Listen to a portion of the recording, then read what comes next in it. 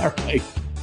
Then welcome, folks, to another episode of Happy Hour at the End of the World. The We're trying inaugural episode with video. we're trying something new. Yeah, something we've been promising for like 3.5 years.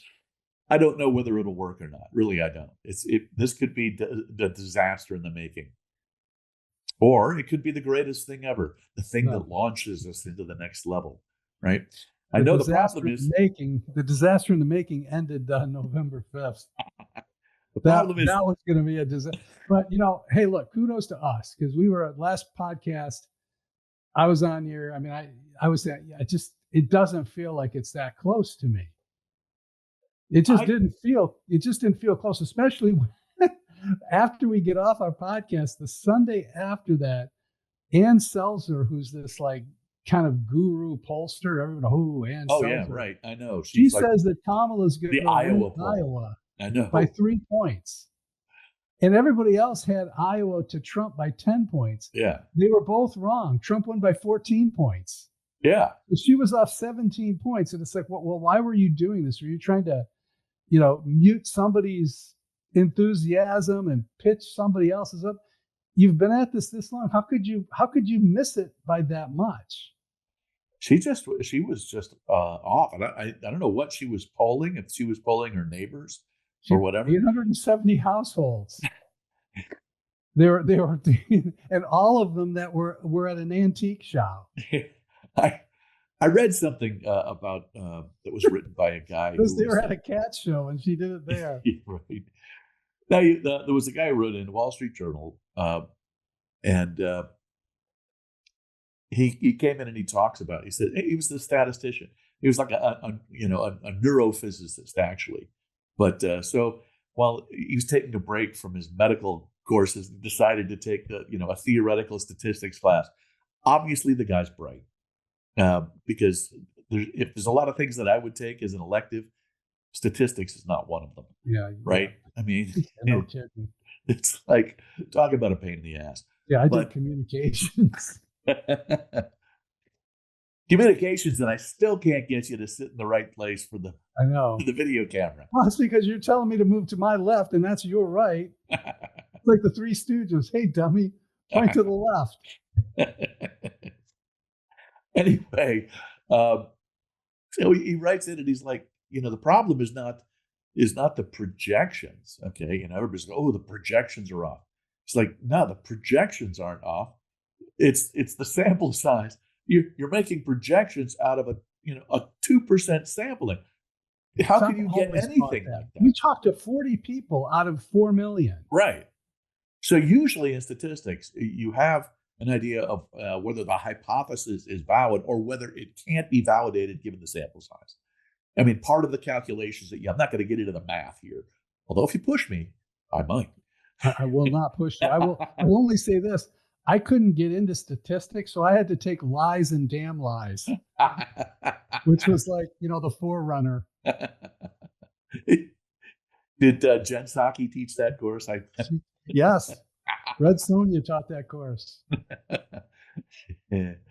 It was under the title "Psaki to Me."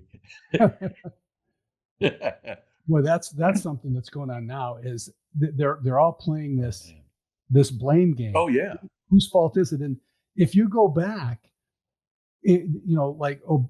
how happy does Biden look? Did you see him come out and make he was grinning the from Rose Garden.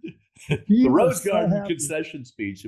It was like, this is the best day ever. My life. It's like the only one who was having a better day was Joe. I was going to say 2 people ecstatic at the end of the day. One, Joe Biden. The other, Hillary Clinton. Oh God, Hillary, Miss Havisham. Before he dropped out, where Biden was, I'm in it to win it. Their internal polling, because a lot of stuff's coming on now that it's over. People are willing to talk. Yeah. Their internal polling after the Trump debate showed Trump winning 400 electoral votes. Oh, jeez. Oh, my God. And what was it? I think Reagan won 432 or 532. Like yeah. 532. He gave up. That was it. He gave up 12 points for Minnesota, and that was it. Yeah, that was it. But and then so they started this campaign, the DNC, when they inaugurated already inaugurated Kamala. Yeah. She's the one for us. That was another one where Biden said, "You think you stuck me? Watch this. Hold my Let me get beer. my shoes. Here you go. I'm getting behind her." And they just, what could they do then? So Yeah. they started out with a campaign that the ticket was going to be Ren and Stimpy, Yeah. happy, Right. happy, joy, joy, that whole thing. Right. Then it turned Right. out within 3 or 4 weeks, what they realized what they had was Daffy Duck and Elmer Fudd, and they weren't going to put up yard signs that said Duck and Fudd. That wasn't. So finally, it all devolved down to, because she couldn't talk about policy, it all devolved down to Orange Hitler's not going to let you kill your baby. Vote for me. That was their whole campaign pitch. Well, she could say nothing. There was nothing. I mean, she was an empty suit to start with, and that was the whole Even thing. if she could say something, she couldn't say anything. But it was like Biden, right? When he came in, everybody chose it. It's let's get Mikey. Yeah, he won't eat it. He hates everything. He's the little kid in the corner. We can bully him around. It'll be fine. Oh man. Wait. I got an idea. Let's put up Joe Biden. No, really? Yeah. No, he's going to be so useless. Exactly. The rest of us can do everything. Yeah. Joe will be up here. And Obama, Liz Warren, Bernie, Pelosi. And they went and they thought, well, who could we get? Well, it's Hillary. No, she's out. Besides, she has an opinion. It's got to be someone really dumb. Who else can we manipulate who's without a problem? Who is so dumb that they're like borderline on the autism spectrum? Who can we get? Yeah, they came out someone who actually has Tourette's, who just laughs for no reason. That would be a good one. Who's that? And they thought, well, it's not a bug, it's a feature. Yeah. This will be great. This is a ventriloquist doll, basically. Yeah. And the idea is Kamala will be so over her head that she won't know what to do. And you can come along and say, don't worry. Just listen to us and do what we tell you. You're going to be fine.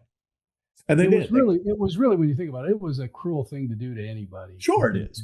But what have the Democrats ever, shied away from being cruel? Yeah, for power? Hell no, never. I mean, no, I think in general. I mean, they are. Here it is. When Joe Biden won the election 4 years ago, a lot of people were PO'd, right? And with the exception of some nutcases who decided to,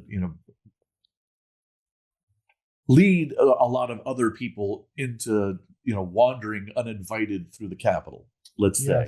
Let's put this in the most generous light possible. Felony trespass. Okay, I'm going to go on the record here. I don't think it was an insurrection. I think a lot of people were pissed off, and a lot of people felt like there was no way that this actually happened, and there were a lot of things that they were hearing that made them feel like, well, this was, something happened here. I don't know what it is, but we need to take a good, close look at this. And nobody was listening to them. And then, somebody gave them the idea, hey, if we just stop this count, then we'll have the time to do whatever we need to do to figure out what's really going on. And it's not important because it's democracy. Well, as it turns out, really, it's not that important. Now, is it? What is important is, even though the ref says it's pass interference, the integrity of the game is maintained, even if he got it wrong. You say, well, but no, the call is the important thing. Not really. The belief. Well, you get better referees, which is what they did. Eventually, yeah. You have like to Wednesday, it came out. Mike Whatley, the chairman of the RNC, he deployed 6,500 lawyers across the country to watch these polling sites, and 230,000 Republican poll watchers. Yeah. And it started almost right away. There were 3 precincts in Pennsylvania where they wouldn't let the Republican poll watchers in, even after they identified themselves. Yeah. They called their lawyers. Their lawyers were there within 15 minutes, and those people were inside 15 minutes later. Yeah. And that was it. Game, set, match. It's like that's not going to happen this year. That's right. Well, you want to run out of ink, you want to run out of ballots, but you're not keeping poll watchers out. Everybody was counted fairly. Everybody was very very aware of all the different ways that you Yeah. can manipulate or make some changes. And this way, they were able to. That's a reflection on me or not. It's called the Tim Walz alert. I'm gonna miss him. Oh, geez. I'm really old gonna coach. miss. I mean, don't get me wrong. I'm glad he's doesn't have any power at all. But watching him prance around on stage like What a I show think, pony, I that was know. so much fun. Talk about a cognitive dissonant moment Yeah, where the guy who's doing all this and weeping and prancing around and jumping in and looking really clutching round his and heart. happy. Yeah, exactly. And then you want to call him coach. Yeah,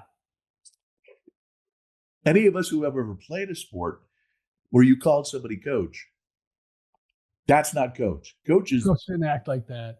Coach gets in there and he gets in your face and he says, "You know what, brother? I think I've had about enough of you. This is going to be the thing that you're going to do.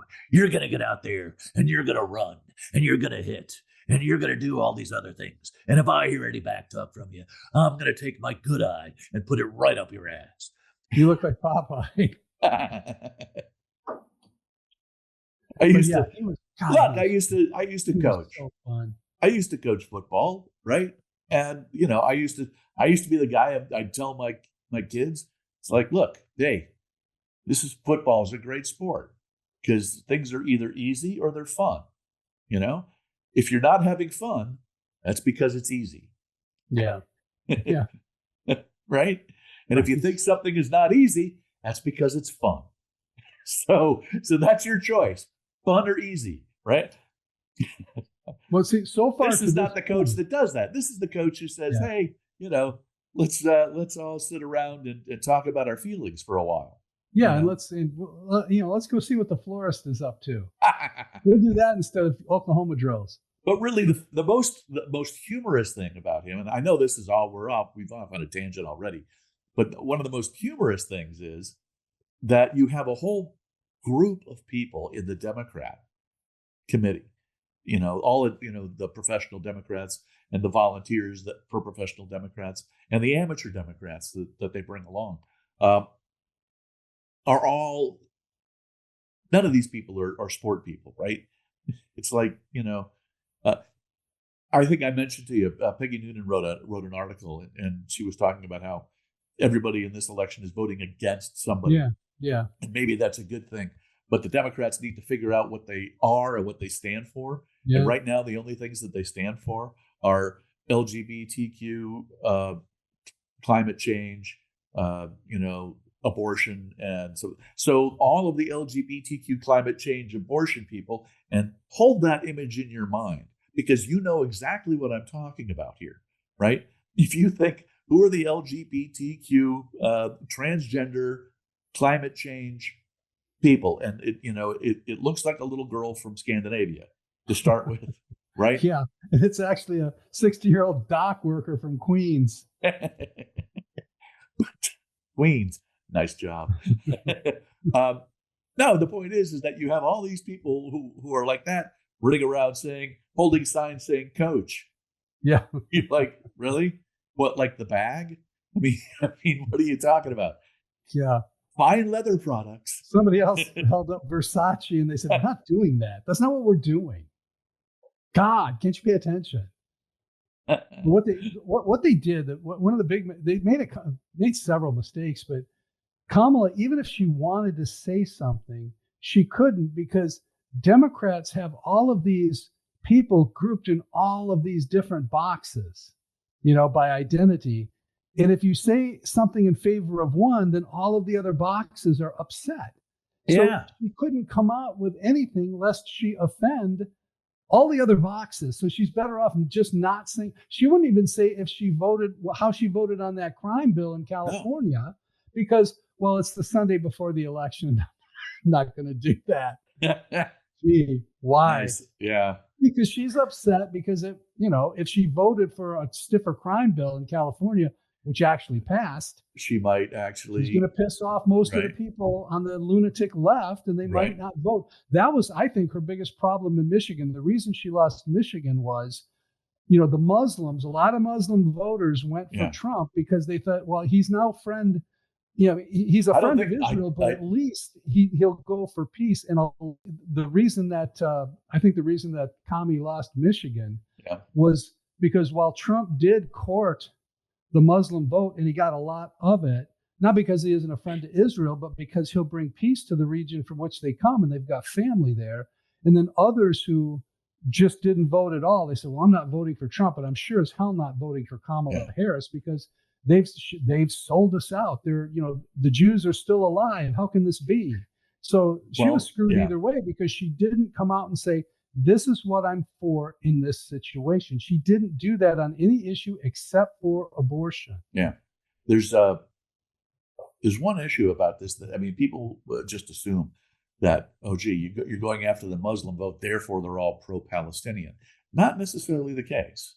That's exactly right. That's who he was talking to. Yeah, there's a lot of people out there who are just tired, quite frankly, of this whole Palestinian crapola.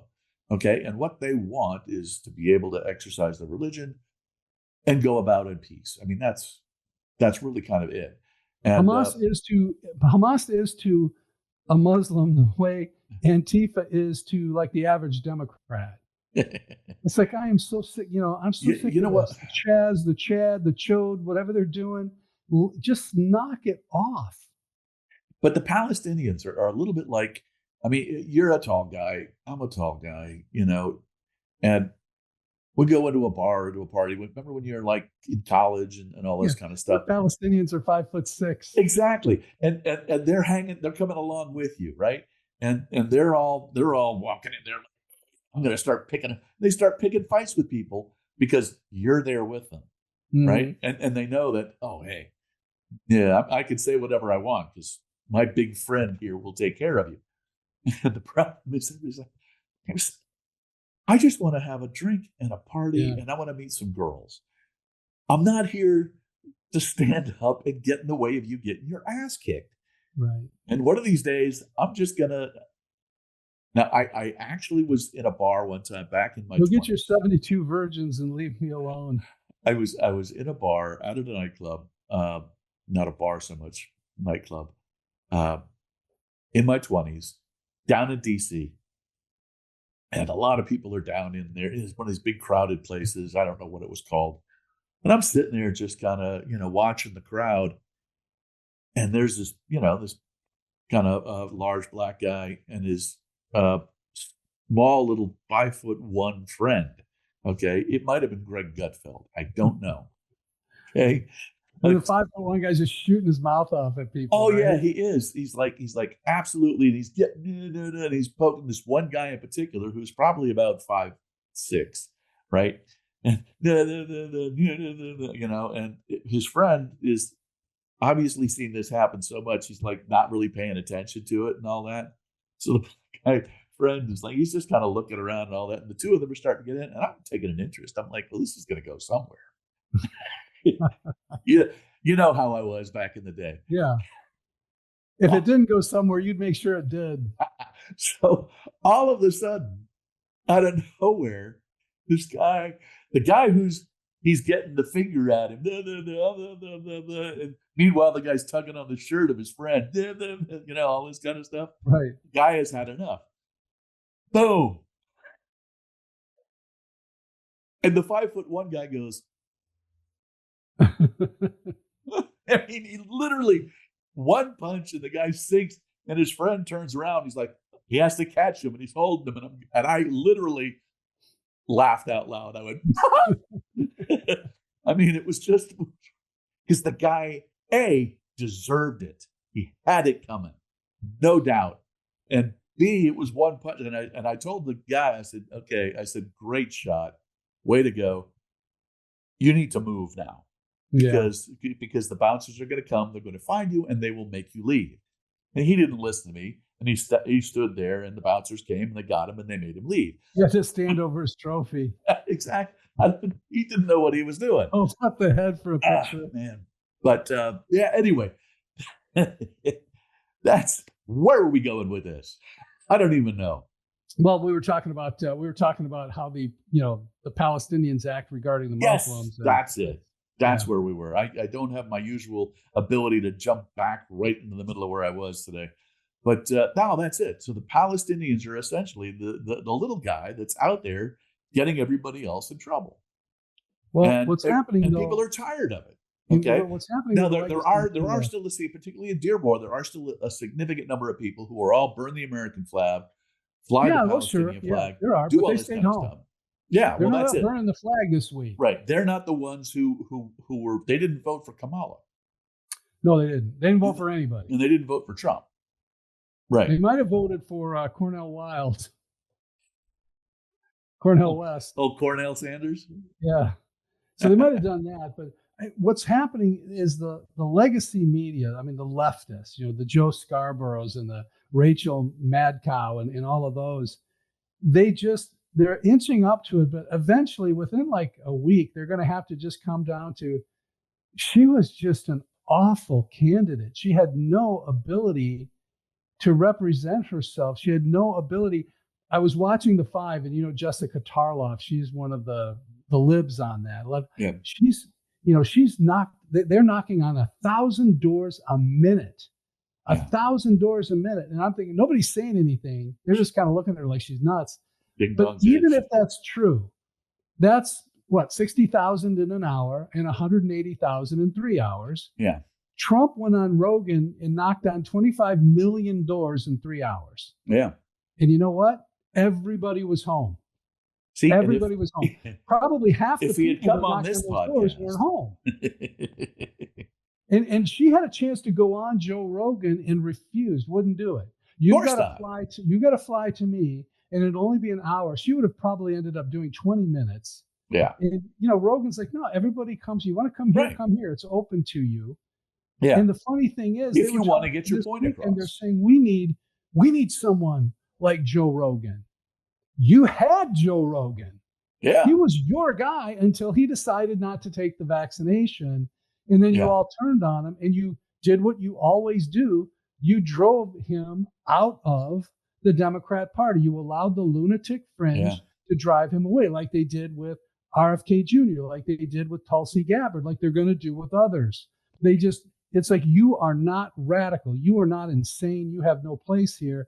And if it's going to become the party of AOC, these Republican victories, I think, are going to get bigger and bigger as time goes along if they don't get a hold of themselves and reel it back in towards the center. Because right now, they're unhinged. When you look at these people, especially the ones in the media, they see what happened. They know what happened, but they're not saying it's because of the things that really caused it. Like they had no message at all. They said, oh, it was messaging. You had no message. And what you did was you blamed who you've been blaming for 4 years are men.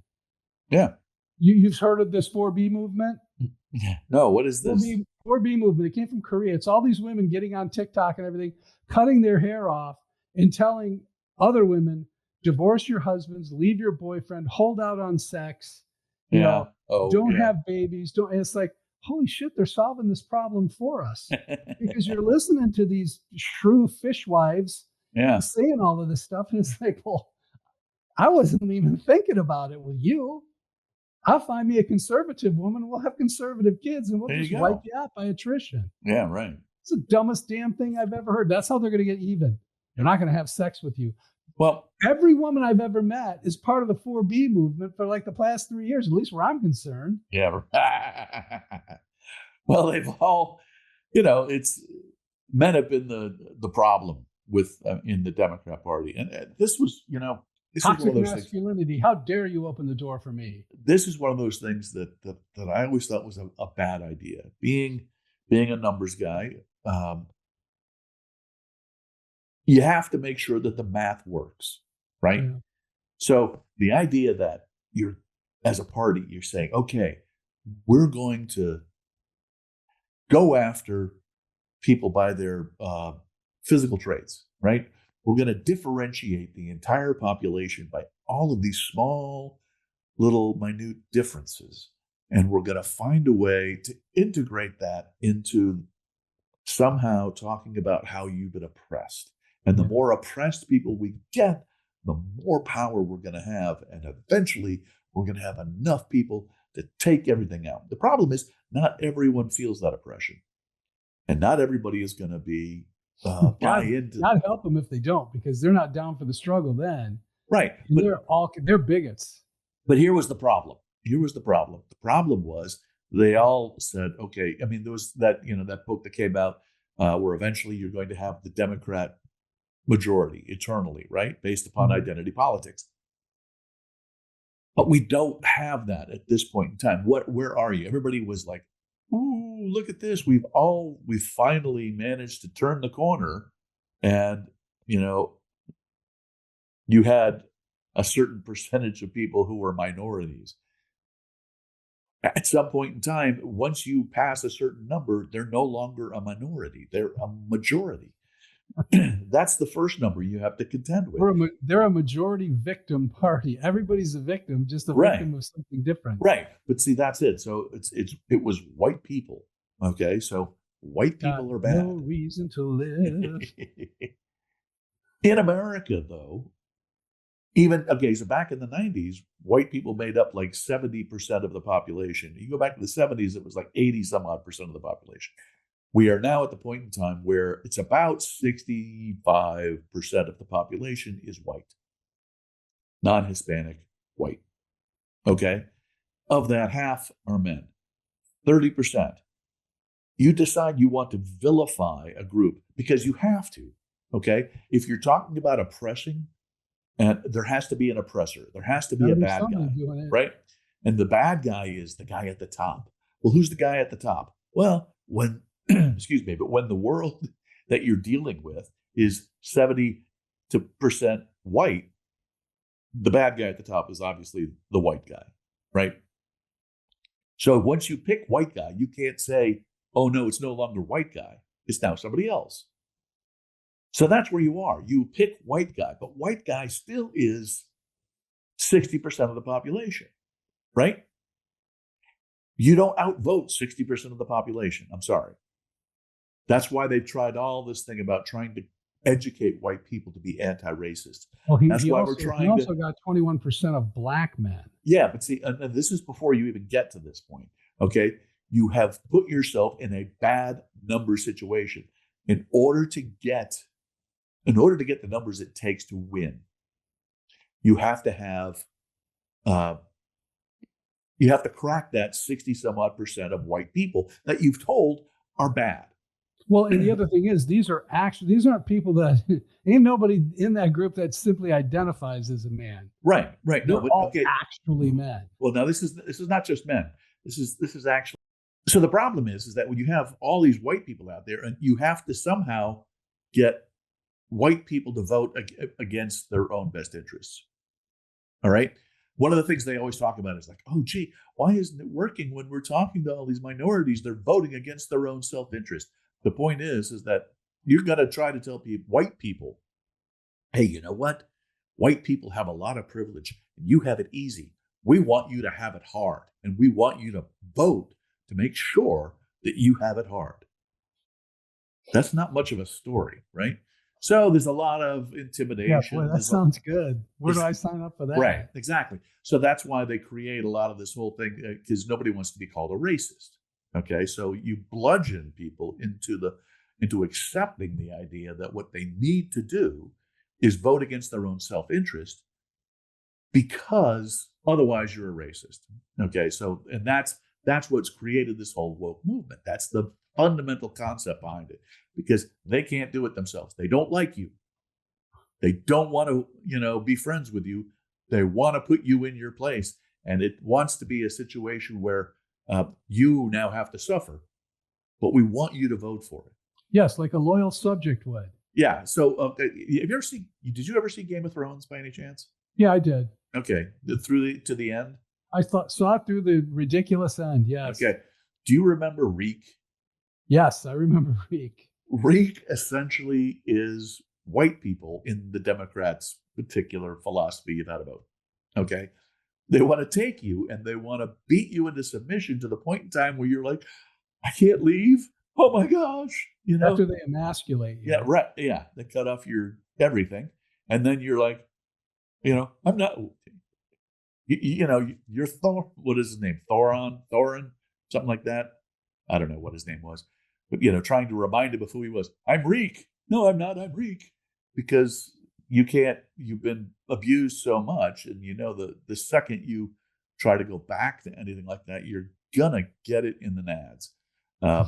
If you have or them. if you don't have any of them, you're gonna get it elsewhere, and it's just gonna be miserable. Yeah. So They'll in an shoot effort your to, wife in the purse right. and blow your balls off. So in an effort not to do this, and look, there's a lot of pressure in polite society to be woke and aware, and the elitist aspect of things is very much towards you know you need to be this particular type of person, and people who, I hate to say, less intelligent, but people who aren't necessarily quick on their feet mentally, okay, people who don't have a deep understanding of where they are and what they're doing and why, Can be vice president. could be, but they're also going to find themselves in a situation that, how do I stand up against that? And if I have nothing to stand up against it with, then all I'm doing is I'm cutting off relationships. I have people who are ostracizing me from the society that I want to be a part of. My neighbors are hating me. Yeah, I don't get invited to the parties that I used to get invited to. Now what's happening? I have to live in this society. What am I going to do? Yeah. Okay. And on top of which, there's been a big marketing job creating. You remember? I mean, the populist concept here is that we've essentially taken all of the old Democrats, the working class people, salt of the earth, if you will, those folks who come in and they fix your house, they do your plumbing, they all the stuff that we all have to have, right? But they're the blue collar man, okay? Yeah. Yeah, Styx wrote a song about it back in the day, right? Gotta be a blue collar man. Yeah. Anyway, that was like the it's like, it was like the Soviet Union and the workers, right? We had to be unite for the workers, and the workers were the great halo driven populists, and that's who the Democrats always tried to appeal to, and they've gone away from that to appeal to the elites, okay, which is the people in Soviet Union who always ran things, okay. The donor class and the celebrities, right? Well, they had always been the people who were running things, the intellectuals, right? And the intellectuals always want to be on top. Cream rises to the top. But what ended up happening with Trump is that he basically yanked all those people, came along, went yoink, and now all those people are over here voting for Republicans. Yeah, because they couldn't afford groceries and they couldn't afford gas. Right. That's what it comes down to. They're more worried about feeding the children they do have than killing the ones they don't. And the Democrats, in the meantime, are back here talking about esoteric stuff. Let's protect, first off, LGBTQ, which makes up 3% of the population, but moreover, let's die on the hill of transgenderism, which is 0.003, 0.01, somewhere in that range. That men are allowed to beat women into submission and get a medal for it. Yeah. But it's not. Yeah, that's enlightened. Now that's enlightened, right? But it's not. No, they live in the theoretical aspect of things, where the physical result of things doesn't matter. No. Okay. So you're not talking about the hypothetical. But it's all and heaven forfend that the actual results disagree with the theoretical argument. Look, there was something that came out. I was listening to NPR because I live in that kind of a neighborhood. He said, adjusting his glasses. I mean, if you remember the old Soviet Union, genetics in the Soviet Union was like set back 30 years. because I can't remember the name of the guy, but there was a scientist who came along and he was got the pat on the head from Stalin when he said, "Well, gee, things, science and biology and everything really emulates Marxism, and that's the natural order of things." And because it lined up with Marxist philosophy, scientific. okay, the basic concept was this: is that okay, if you can change something in like a plant, okay, if you take a plant and you graft something into that plant, it changes the nature of that plant. So like a vine that is producing a particular type of wine, you graft a new vine on it. Now it produces this new grape, okay? But it's not just for that. This is where the science went awry in the Soviet Union. They said it's not just that. You've actually changed the genetic makeup of the root plant, and everything from that plant will come out as the new product. Just like we can change, the old man into the new Soviet man. Okay. And Stalin went, gee, that sounds great. And it fits with our ideology. We're going to accept that as science. The problem is it's bullshit. Well, but it's also exactly what the left of the leftists want to do with America. Yes. Well, and that's where they have gone here. And that's where all of this stuff is still kind of going. When they go through this, a lot of what they're talking about is attributing things that they see in nature to the political ideology that they hold. Okay. So that's why people are willing to die on this hill that involves just 0.3% of the general population. No. We must advocate and turn the entire world upside down for this stuff. But you know how much that costs? Kamala Harris raised and spent. She raised $1.2 billion, $1.2 billion, and she spent $1.22 billion. They had $1.2 billion. With 3 weeks to go, they had $120 million in the bank. Yeah. The day after the campaign ended, after Trump won, they were in arrears $20 million.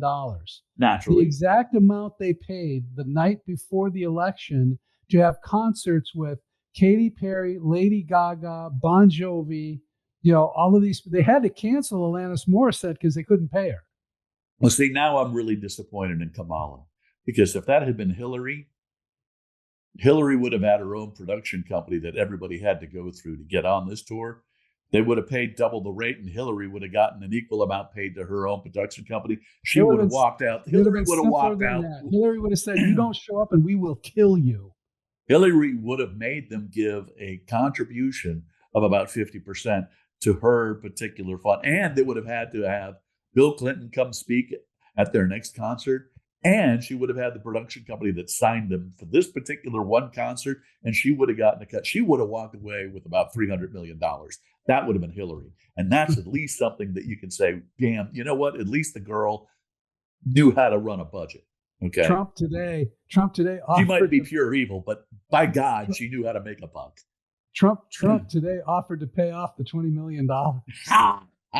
He said, in the spirit of unity. This is the guy they've been calling Hitler and a fascist all the way up until, which is another thing that I find so funny. He was Hitler, fascist. The Madison Square Garden rally was a Nazi celebration. And my gosh. The day after, it's like, everything's fine. Everything will be okay. We'll have a smooth transition. Hey, I've invited Trump over for lunch at the White House on Wednesday. And the true believers in these campaigns are going, wait a minute. This is Hitler. Yeah. They really believed it. And yes, it's like when Kamala called Joe Biden a racist during the primary, and they asked her about it, and she said, "It's just a debate. That's politics." So calling someone Hitler, that's just what you do. Maybe he gets shot, maybe he doesn't. It's just politics. Feeling cute. Might shoot Trump later. 1.2 million. Trump spent $400 million. Yeah, which is still a lot of money. Yeah. But he also got, because he's Trump, he got all of what you call that unearned media coverage. He didn't have to pay for any of that, even though it was like 82% negative. people have been able to cut through all of the BS now, and they just keep seeing him and listening to him. And the people that are truly unhinged are the ones that are covering him, like Maxine Waters. She's probably still, sitting on her front porch waiting for MAGA to come out of the hills. Oh man, it's what's going to happen. Training up in the hills, MAGA is going to cross with the anti-MAGA or whatever they want to call themselves. As they head to the hills. But the thing about Trump is Trump spent a lot of money. He spent 400 and some odd, I don't know, $1 million or whatever it was, $1 billion. I don't know what. 398 million was in court costs. He only had $2 million to spend on the campaign. $400 million in his campaign, and after he won, he earned it all back when the DJT stock went through the roof the next morning. It's like, oh, hey, just funded that. Oh man! The stock market goes up 1,500 points after he wins. Yeah, I know. Did they miss that? There's a lot of people out there. It's razor thin. Oh, I don't know how this is going to go. It's right down to the wire. It's like it was like you and I were up texting. They could have called that at 11 o'clock, except they didn't want to piss off all of the sponsors covering that. They still, I told you. Did I not tell you? I haven't called Nevada yet. I know. Well, no, they've called Nevada. They haven't called Arizona. Oh, is Arizona? That's the one. I knew they hadn't called still out there. Yeah. Well, the AP Trump got Nevada finally, right? Yeah, but there are other outlets. They've got them at 312 electoral votes. Well, I told you how it was going to go, but in order to actually make it look like they're doing something, they couldn't just come out and call the election right at 1 o'clock. 1 o'clock, 1 a.m. is when Alaska, their polls closed. Yeah.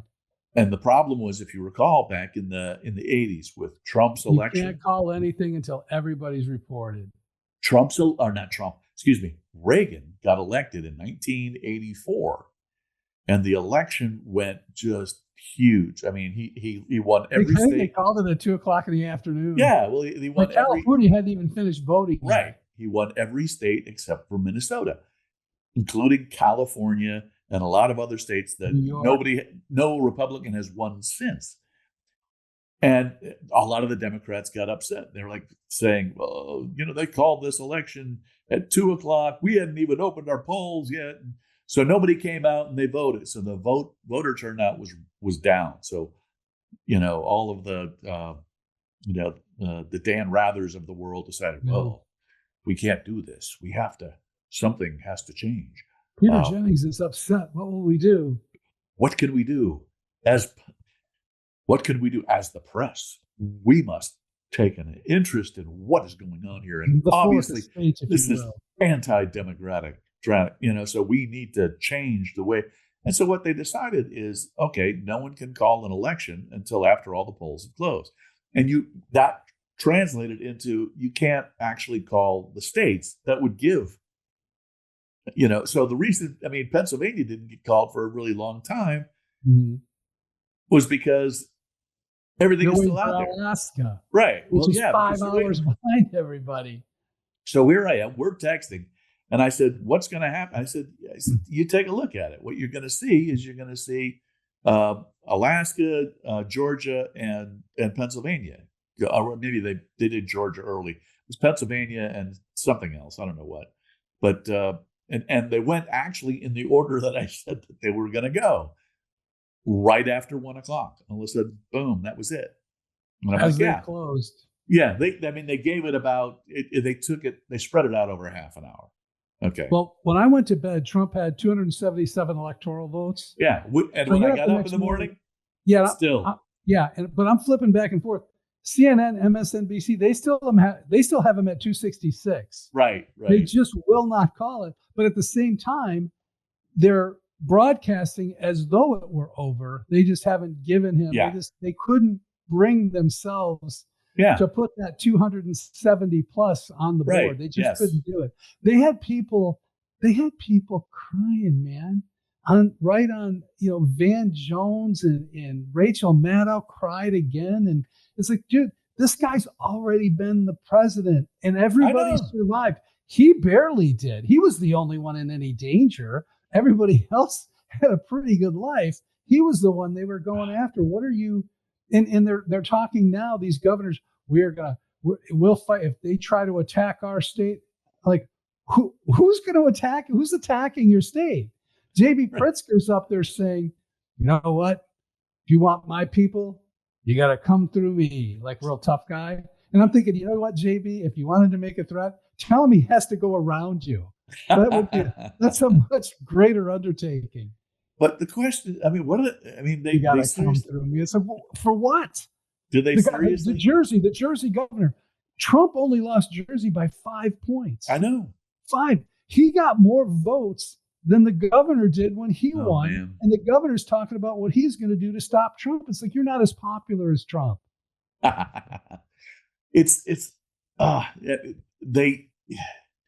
of it is nobody's left the country either, by the way, just as an update. Everybody was going to move out. No moving bans. I haven't seen anything. Look, I'm gonna tell you that there's at least one person that I don't know personally, but I did hear of in this little bubble we call Alexandria, and she had already booked her passage to like Panama, was considering moving to Puerto Rico, which last I heard was a garbage island. A floating island of garbage. But okay. It's got to be better than this. But, so, I mean, we finally talked her down, okay, and said, look, it's why? Well, because it's a mania, because it is not, you're not right in the head. You're not thinking clearly. She can figure that out while she's floating on a pile of styrofoam in the Atlantic with sharks circling her. You know what? This might have been a mistake. But no, you do. You still have a lot of people out there. The first day in 2016, Panama by Van Halen for. I like it. There you go. But Uncle in Puerto Rico. The first day, I mean, that everybody woke up the next day and went, "Oh my gosh, he did it again." Yeah. Little Britney Spears thing going on there, right? Oops, I did it. I don't know what people thought, but the first thing they didn't think was, "Oh my God, I'm taking to the street." Right. Okay. In 2016, that's what happened. You had a lot of people, just take to the street. And, the Million Mom March, if you remember that. Yeah, the people that don't understand the electoral process, that yes, he did lose the popular vote, but he won the electoral college. That's why we have it, so that California can't tell Alabama how to live. Right. And this time it was such a blowout that he won the popular vote. It didn't matter. Yeah. But you remember the old, the pussy hat? Oh, yeah. That was just 4 years ago. Yeah, right. So all of this came about, Madonna up there thinking that she wants to blow up the White House, et cetera, et cetera. This was the original response because nobody had any idea and of course, the fears had been overblown to the point where it's just absolutely out of hand that people are not thinking clearly. And if you don't have anything, if you get your news from one source, if all you watch is CNN or all you read is Vogue magazine, then you actually think that this guy is a major existential threat. And this was what we were talking about. You're saying, well, gee, where is everybody going? Why is everybody not on the next plane out of here? Because the people who actually were telling you all this stuff, they don't believe it. Okay. The problem is that you do have a bunch of other people who do believe it, including some people who should know better.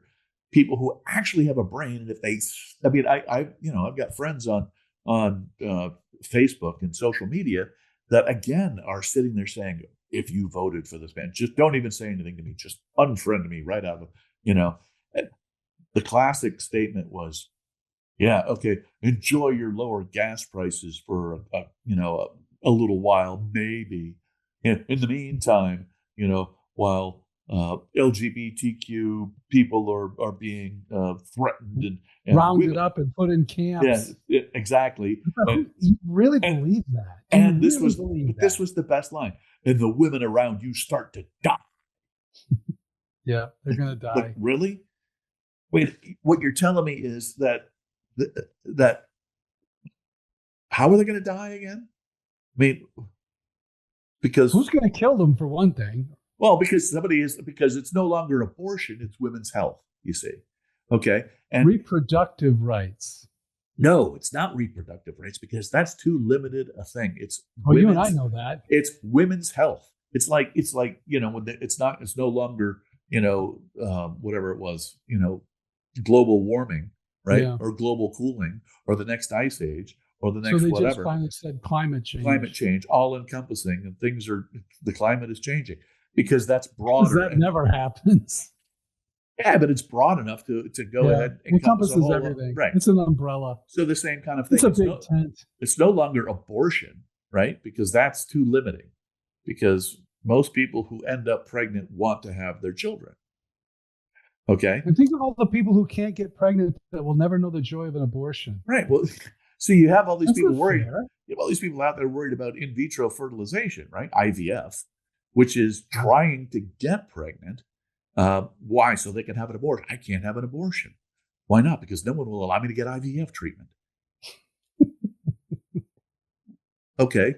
You know what? I'll solve the whole thing for you. Don't have sex. Right? There you go. Become one of these 4Bs. Yeah. That's it. Right? Okay. So fine. Yeah, like 4-H did great. Maybe 4B, you can have badges and all this kind of stuff. Right. Uniforms and yeah. The whole little. I went on Tinder, and I went on Bumble. Yeah. and I said no. Yeah. No. I got an emasculation badge this week. It's right on my beret. My Monica Lewinsky beret. Be a little hanging Chad, if you will. I like it. We got to make those. We should. Start that club. But anyway, so they're out there. So it's since it's women's health, right? Now all of a sudden women can't get health care. And if women can't get health care, well, they're going to get sick and die. Right? That's how it works. It's no longer what it actually is. It's now something else because we've done this whole, what do they call it? It's remember the telephone game? Yeah. You change one little thing, next thing you know, everything goes around the circle. By the time you get it, it's like Trump is Hitler. Right. So that's what happens. Okay. So everybody gets down to the point in time where they've done all this stuff and they've said all these things. And you have to take it, if you accept that it's not about abortion, but it's about women's reproductive rights. And if women's reproductive rights is not women's reproductive rights, but instead it's women's health. Okay. And so now we accept that women's health is on the line. Then what we need to do is we say, well, then if we vote for Trump and women's health was on the line, what's the natural result of us not protecting women's health? Well, if they don't have health, then they die. Right. I wondered what happened. I was walking down the street and all these women were piled up in the gutter. I thought, man, that must have been a hell of a party. I guess they're all dead. But it's a ridiculous assumption, and it's willful blindness. Okay. Oh yeah, it's also gaslighting. I mean, it's no. Part of it. There's no way they believe women are going to die. Part of it, but that's it. Part of it is a result of cognitive dissonance. Okay. He didn't win. I believed this. In order to believe this, I still have to. Am I either wrong? No. Or are women going to die? This is what it comes down to. You end up kicking the can down the road far enough. When it started out, you were here. And then eventually everything went like this and like this and like this. And all of a sudden, next thing you know, the points are so far apart, you had to choose one. Now, I can either admit that if I admit that I'm wrong back here, it's not that bad. But if I admit that I'm wrong down here, I've got to make this big, huge leap. And that's too much for me to take. So I'm sold, and this is it. I'm down on this end, And the only thing that's going to get them there is eventually they're going to wake up and Trump is not going to be in office anymore, and someone else will have to be, carrying the mantle. J.D. Vance. God help us. That'll make him happy. Well, look, first of all, I'm not a big fan of either one of these guys. Okay, and I think J.D. Vance is probably worse. But, and so we have a reckoning on the Republican side here as well that we have not done and not come to. But I don't think that we're in danger at this point in time of anybody rounding people up and putting them in concentration camp. Now, that being said, if Trump decides to round people up and deport them, and he's going to have holding cells or holding pens for the illegal immigrants, this is going to be used as an argument that, see, I told you, he's Hitler. Look at him. He's not doing that. He's taking them by cattle car. And no, they're going to be running them by trains. And it's catapults and parachutes. That's what they're using. Nice, excellent. They've got some that can fling you as far away as Kansas. I want John Cleese to be pulling the lever. The cows. Yeah, there's going to be a lot of that. They're going to go from one thing to the next for a while. But so far, you notice Trump has barely said anything. He came out with, who's chief of staff is going to be. Yeah. That's been it. That's the only thing. Well, here you go. The great misogynist in chief, right? And it's a woman, first time in history as chief of staff. And this is an actual woman. Yeah. Yeah. I did, this isn't like Rachel Levine.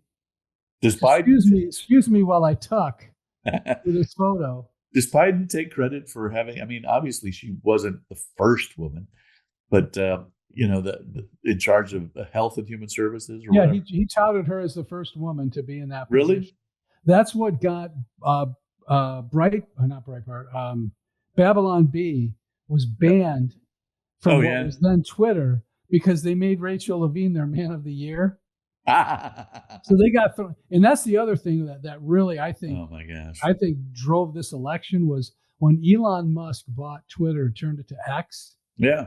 So now as long as you're not threatening to kill somebody, whatever you say, and he did the community notes thing too. Yeah. So they put this BS on there, and people could right away go in, bring their receipts, and correct it. Yeah. But that's you fine. had. But you had Keith Olbermann going on there saying Trump should have but Musk should have his business taken away. He should be deported. He should lose his citizenship. And Elon Musk wrote back, you see, that's how free speech works. You said all of that to the guy that actually owns the platform, right? And you're still on the platform. Right. Do you not connect the dots here? Yeah. No, you don't. They don't. And they will not. No, they do not. Because they're so tied into this idea that anything to the right of the most uber left is fascist. It's fascist. Okay, it's this dangerous. It's hate speech. Well, obviously, if it's fascist, it's dangerous. Yeah. These people have they've been educated. Look, we go back to the 60s, right? Indoctrinated. When all of a sudden you had a lot of leftist ideology starting to peek its head around things. It was after the I'm going to go back. Here I am going back even farther. Have to rewind this. There was actually a very interesting documentary done by the Catholic Church on all of this. And it has a lot of seriously Catholic overtones. And I'm not Catholic. But what they did was they kind of dissected the plan that the Communist Party in America had, using their own words and using what actually happened.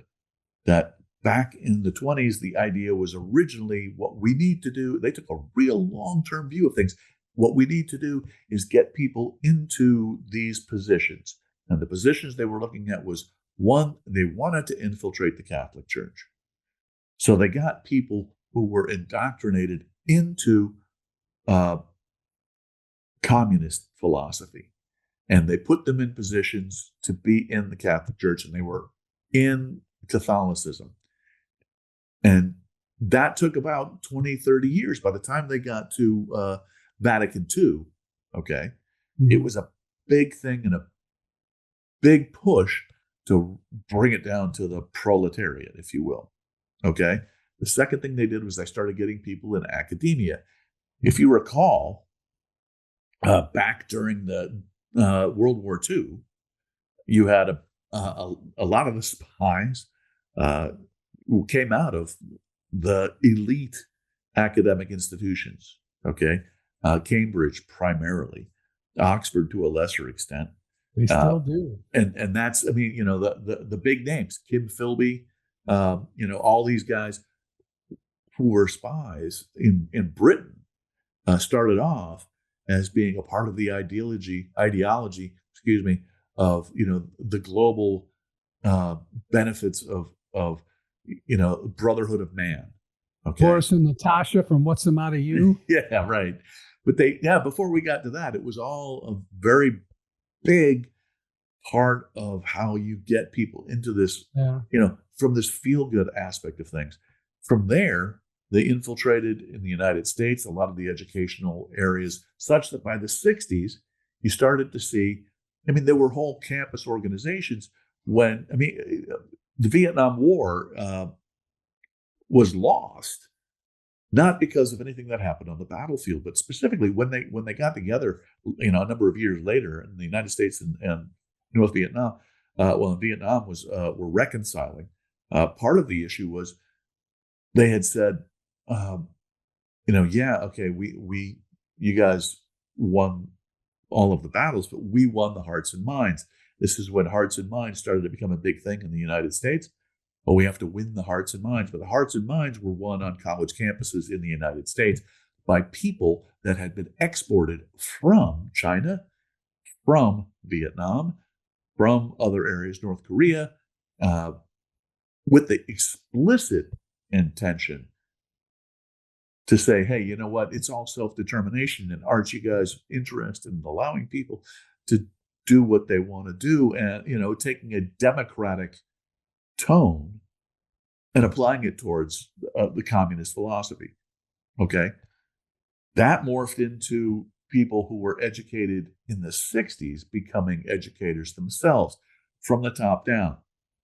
The universities down through the grade schools, wherein the driving philosophy, the people who were controlling the literature that we were using to teach our kids, okay, became heavily influenced with a particular perspective. Okay. You could still teach math, but how are you going to teach math? You're going to teach math with the perspective of if Tommy has 3 apples and Jimmy has 1,500 apples, shouldn't Jimmy share some apples with Tommy? Well, now they do it here in this country under the guise of CRT. Yeah, well, that's it. See, it all becomes part of the same thing. But CRT, the critical race theory, is again part of critical theory, which takes a view of history from the position of the person who has been essentially conquered. Okay, right. But it's Marxist in its nature because Marxism views the entire struggle globally and historically of mankind as a struggle between classes. Okay, you have this class versus that class. The struggle for me, the lower class, the working class, being oppressed and exploited by another class. If we remove it from the idea of workers and bosses, and we take it and we expand it to say anybody who has power versus people who don't have power, then all of a sudden you have created a dynamic under which everything can be taught. And that is essentially the critical race theory. And that we don't look at it from, hey, we won, now we get to do what we want. It's, hey, look at that bad guy who came in here and conquered us. And we should really be the right people. So by definition, what it did, it took all of history, and they used to say history was written by, the conquerors, right? History written by the victors. Instead, they flipped it on its head, and they put the victim in the position of power. And it's a guilting power. That's where most of the Civil War history came from the conquered, from the Southerners. Yeah, right. Well, what I've done is I've chosen to join you today from an alternate reality. I'm actually where we would be if Kamala Harris had won. This is 1 year into the future under a Harris administration. This This is Main Street in Alexandria, Virginia. That little knob down at the end, that's the Washington Masonic Memorial. Well, they're trying to create this kind of a thing actually in Alexandria. Since the water started leaking through into the garage, they've decided that they wanted to take this historic brick common area where the oldest farmers market in America has operated almost continuously since the dawn of time. They want to move it all and replace all that nice brick in the fountain with, I don't know, it's like cement and a concert venue or something. Slabs. Basically, yeah. AstroTurf. For the kids. It's because right, exactly. Because all the people who are making these decisions live in Delray. Right, the only time they come into Old Town is, when they want to get an overpriced sausage muffin for like $12. Right. Yeah. Anyway, my point is when you take a look at the process and the prospects of how everything has gone through, the natural order of how, when we were going through grade school, you learned some things. You learned how to read. You learned your letters. You learned how to write. You learned how to write cursive. Ooh. Math, 2 + 2 = 4, which is the basic tenets for like logic. So things occur because they occur. Nobody says 2 + 2. Well, it might equal 5 if you feel it. How does 2 + 2 make you feel, Billy? Right? No, it doesn't come down to that. It's look, this is the rule. This is what happens. You're writing I before E, except after C. I before E, unless you're using Ebonics. Well, it doesn't matter because I identify as an honor student. So well, the problem is you can't, because we've gotten rid of honor students because it makes people feel bad. Right. Plus, when you say I identify as, it just means I'm pretending to be.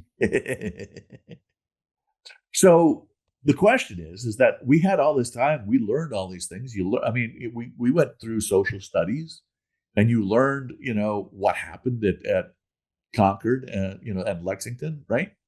You learned the nature of Bunker Hill. You learned. Yeah, nowadays people think that's an intersection. Right. Nobody knows. Concord and Lexington, what happened there? So the question then is,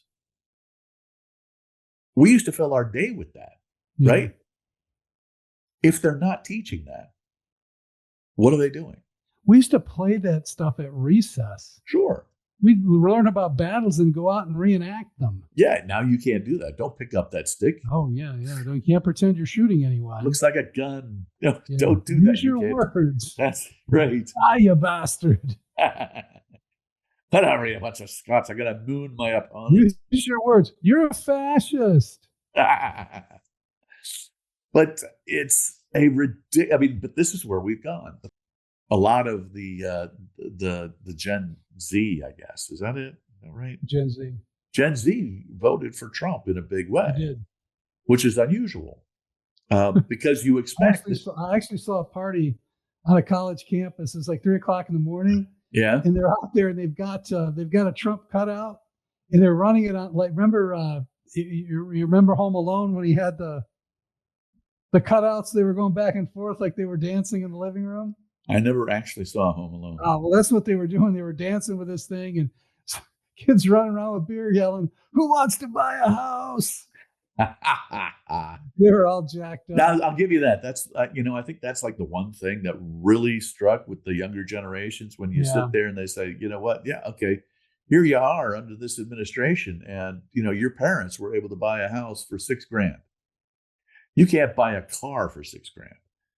Well, and their parents are telling them, "Look, I don't have enough money to give you anymore. You're gonna have to get a job." There you go. Well, that's it. Yeah. Oh my God, get a job. I can't do that. Right? What am I going to do with my, green refuse degree? Yeah. So what am I going to do? I won't have time to curl up in the fetal position 4 hours a day if I have a job. I want to get I'm majoring in women's climate studies. Because women are the hardest hit when the climate changes. Right. Well, I could have double majored as a women and minority climate change. But women in death. but I was white and they wouldn't let Is me it in. men or is it all men? We're only one election away, as Ronald Reagan used to say, from Yeah, losing things. from losing our freedom. Yeah. I will admit that when I voted for Donald Trump back in 2016, and when he got elected the next morning, I woke up and I went, "Oh dear God, what have I done?" See, I didn't, because I still, and this is I mean, maybe this is what people are doing today. I looked at the alternative. Yeah, well, no, that's what it was. No, seriously, when it came to there was no question as to how are you voting and is it the alternative? But we are facing, the kind of circumstance where, I mean, you were to to take the pun from Master and Commander, there I have you. Don't you know in the service we always choose the lesser of two weevils, Yeah. right? Right. So here you are. You've got two, little worms crawling around, and we have to vote for one of them. It was That's not unflattering. it's not a great it was not a great election. I'm sorry, it's not. You know, um, You needn't apologize. You had nothing to do with it. no, I did what I could, but we are seriously in a situation where uh, the idea of and the generations of limited government are not really on the stage at this point in time. The idea that liberalism with a capital L is not really being advocated for. It'd be worse with J.D. Vance, but Donald Trump kind of shoots from the hip. Uh, and that's fine as long as you've got Donald Trump and you agree with everything he does. But it certainly is not a circumstance where you have a Reagan, hey, let's get government out of the way of people and let them live. We're still trying to tell people who they should be and what they need to do. I don't know. Maybe it is the thing for the times. Maybe when you've got people completely and totally indoctrinated from the point in time that they were able to lift the lid and take a wee, you need to find a way to undo it. And maybe it's not the kind of thing that can be undone just by giving people liberty. No, maybe we'll see people what will, happens, but one of the things he ran on was shrinking government. Yeah, well, shrinking government and getting government out of your life is two different things. Okay. Well, yeah, but I think you got to. Well, here's where we are. I mean, ideally, yeah, you would just do it the way Reagan did, but we're so far down the path of big government that we couldn't do that all at once. Everything would collapse. We have to shrink it. We have to reduce it. We can't just eliminate things.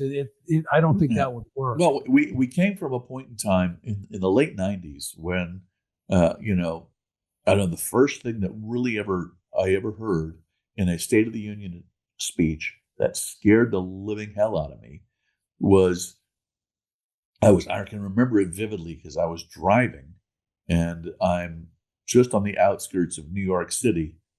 I'm listening to Bill Clinton give his State of the Union speech. And his position is, well, we all have to give up a little liberty. No. In order to make, to make sure that we're, and I was like,